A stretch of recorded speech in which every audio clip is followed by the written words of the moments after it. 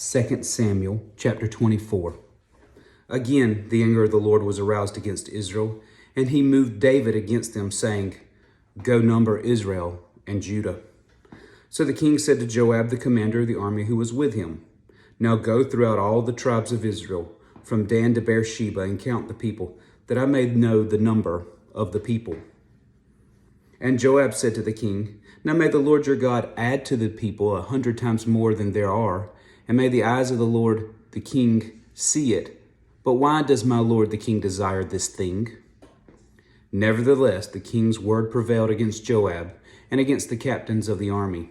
Therefore Joab and the captains of the army went out from the presence of the king to count the people of Israel. And they crossed over the Jordan and camped in Aroer, in the right side of the town, which is in the midst of the ravine of Gad, and toward Jazer. Then they came to Gilead, and to the land of Tatim Hadshi. They came to Dan Jaan, and around to Sidon. And they came to the stronghold of Tyre, and to all the cities of the Havites and the Canaanites. Then they went out to South Judah as far as Beersheba. So when they had gone through all the land, they came to Jerusalem at the end of 9 months and 20 days. Then Joab gave the sum of the number of the people to the king, and there were in Israel 800,000 valiant men who drew the sword, and the men of Judah was 500,000 men. And David's heart condemned him after he had numbered the people. So David said to the Lord, "I have sinned greatly in what I have done. But now I pray, O Lord, take away my iniquity from your servant, for I have done very foolishly." Now when David arose in the morning, the word of the Lord came to the prophet Gad, David's seer, saying, "Go and tell David, thus says the Lord, I offer you 3 things. Choose one of them for yourself, that I may do it to you." So Gad came to David and told him, and he said to him, "Shall 7 years of famine come to you in your land? Or shall you flee 3 months from your enemies while they pursue you? Or shall there be 3 days' plague in the land? Now consider and see what answer I should take back to him who sent me." And David said to Gad, "I am in great distress. Please let us fall into the hand of the Lord, for his mercies are great, but do not let us fall into the hand of men." So the Lord sent a plague upon Israel from the morning till the appointed time. From Dan to Beersheba, 70,000 men of the people died. And when the angel stretched out his hand over Jerusalem to destroy it, the Lord relented from the destruction and said to the angel who was destroying the people, "It is enough.